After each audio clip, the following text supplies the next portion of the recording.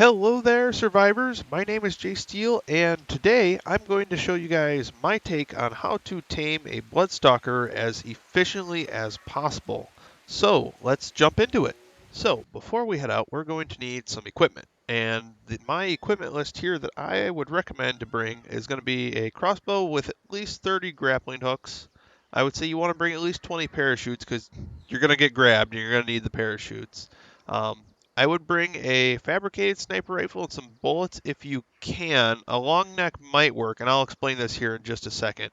You'll need a spyglass. You'll want a set of ghillie and a set of flak armor, and you're going to want to bring a whole lot of blood. I think on my server, I generally play on 2x rates, and it took about 650 to tame a level 145. So just pretend you'll need 700 to tame a level 150 on 2x taming rates, and then I would bring an extra 100 just in case, because you never know, that number varies a little bit.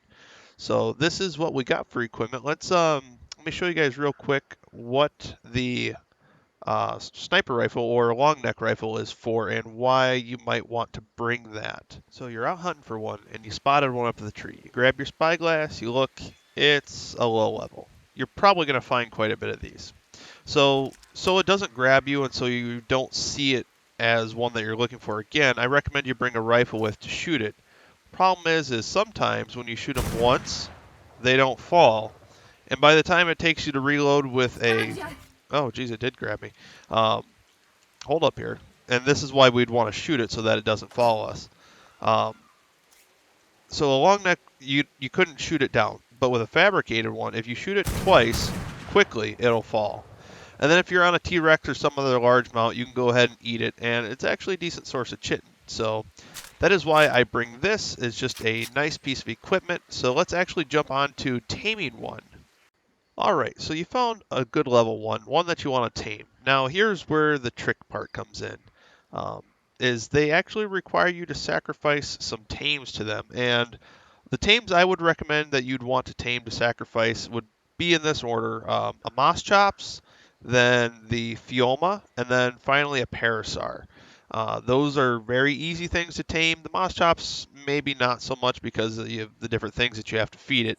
But the Fioma and the Parasaur only take basic kibble. It's pretty easy to tame, and I will get into here in just a little bit what they need to have, because you don't want just any old moss chops or any old Parasaur or anything like that. You want them to have a certain health, or a certain amount of health, is from what I have found from testing. So, but before you can do that, you need to make sure that you can actually be grabbed by it. So now you're going to want to get out of your ghillie and into your flak armor, and you're one. Oh, he jumped down. I guess we'll have to go find another high level one for our demonstration. All right, I found another level 145 actually in a tree that I like because it usually has some high level ones in it. But let's get rid of you because we don't need you here. So I'm in admin mode just on my single player just to demonstrate to show you guys. Now if you find one higher up in a tree, you're going to need a way to climb up to it, whether you use the grappling hooks or a climbing pick or what have you. But you need to be able to climb up here so that you're close enough to it that it can grab you. Um, Sometimes when they grab you, they miss like that and their line breaks. And if that happens, you need to be able to find a way to get closer to him. So if that happened, I would just have to climb up and I'd have to sit on one of these mushrooms and hope that he can grab me here and that the line doesn't break. So I'll give him a minute here to grab me, and then I'll show you guys the difference from being down there and up here. There he goes, and he's pulling me in, which is what we need when we got the blood in our inventory. So as soon as he actually starts eating the blood from us, we need to start trying to escape, because this just initiated the tame. And here you would use one of your parachutes so that you don't die, and if you're quick, you can grapple back up. So I'm going to come over here. I'm going to put my ghillie on, so hopefully he doesn't target me anymore. So now's the part where we would have our creatures in cryopods, and we want to get them out and start feeding them to them. So I think right here actually might be close enough. But for the sake of the video, I'm just going to go ahead and spawn some in here, and then I'll go over the stats of what I think they need and how they help with the taming efficiency here in just a second. Alright, I just spawned in a level 150, and he already grabbed it before I can explain. But it looks like we're too far away, so let me come closer and spawn it in here. Well, this would be tricky, but this is the hard part with taming them, is actually being able to get close to them. So here's the thing. They need to have, from what I've tested, or been testing, around 1,500 health or 1,800 health and higher. So you can tame a low level one. I just spawned in a high level one so that it had a high base health. So that's what they need, is they need at least, I'd say 1,500 health. The more you can have, the better to some extent. Once you start getting more than 2,000 health, it doesn't really help it out anymore than just a lower one. So we got our tame out. It has enough health, and this could have been a low level one that we tamed and we leveled its health up a little bit. Now we have to wait for the Bloodstalker to actually eat it. So right now its taming efficiency is at 56.2. So we'll give it a minute here to eat this guy, and we'll see how much its taming efficiency goes up. I'm going to guess it's going to be around 6.5%. And that's just a little bit from my testing, just about the average from what they go up. And it goes up incrementally as well. So the more tames that you feed it, the more taming efficiency will go up. So it'll step up from like 6.5 to like 8 to like 10, and that's per tame. On average, with these tames, with the stats that I'm showing, it takes about 5, maybe 6. So you'll want to bring plenty of extra to sacrifice. But these guys are pretty easy to get. So I'm gonna go ahead and jump to when he is just about done with this Fioma, and I will catch you guys there.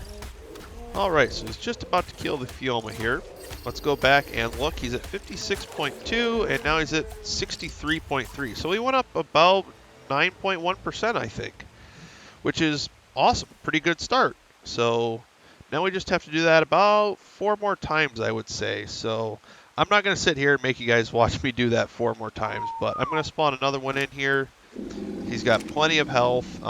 Like I said, the more health, the better. I did a little bit of testing too in my server where I actually play and have fun with, and I had a couple moss chops that had, heck, I think almost 3,000 health, and they didn't do a whole lot more than what one around this health would be. So that's why I'm saying at least 1,500 to at least 1,800 or higher is better. But once you start getting past 2,500 or 3,000 health, it doesn't seem to help the taming efficiency anymore.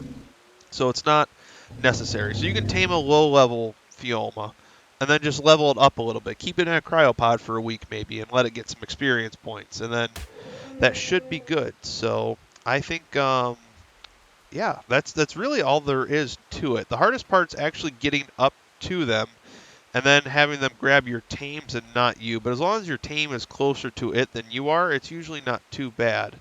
The hardest part is actually getting up to them so that the line doesn't break. If they grab you and the line breaks, you know that they're not going to be able to grab your tames. So you need to be able to make sure that they can grab you and pull you up to it. And then that's how you actually start the taming. You have to have it eat a little bit from you so you kind of claim it in a sense. And then you can start to feed your tames or your sacrifices to it. But that's all there is to it. Just got to do this a couple of times, and then he will be at 100% taming efficiency. So I think I will do that, and I will just jump to the end here and show you guys where he's at when I'm all done feeding him these Fiomas. All right, once you've got him to 100% taming efficiency, you'll probably want to go ahead and put your flak back on, because now you want him to go ahead and grab you.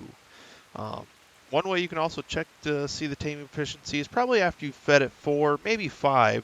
You can grappling hook up to him while he's eating one, and he won't bother you if you're not too close to him. And then you can hold H down and use Helena to scan him, and it will tell you his taming efficiency.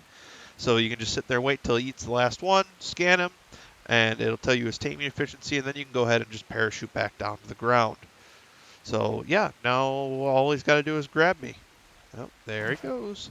One more thing I would like to note, I was quick testing, and I had a couple creatures that were cryo-sick over there and unconscious, and then I had one that wasn't, and he didn't seem to want any part of having to grab the creatures, even nearby ones that were unconscious. So no throwing your creatures out of cryopod and having them be cryo sick. So this is going by super quick because I am in my single player, so I think the rates are boosted there. But as you can see, 100% taming efficiency plus 72 levels. And yeah, you'll just want to bring a lot more blood and just bring, according to whatever your server rates are. And that'll vary for everybody. And here we have it. So if you guys followed these steps here, you should hopefully be able to get yourself a really nice high-level Bloodstalker that's been tamed very efficiently. These guys have a lot of fun abilities and cool things that they can do, but there's quite a long list. I'm not going to go over them today.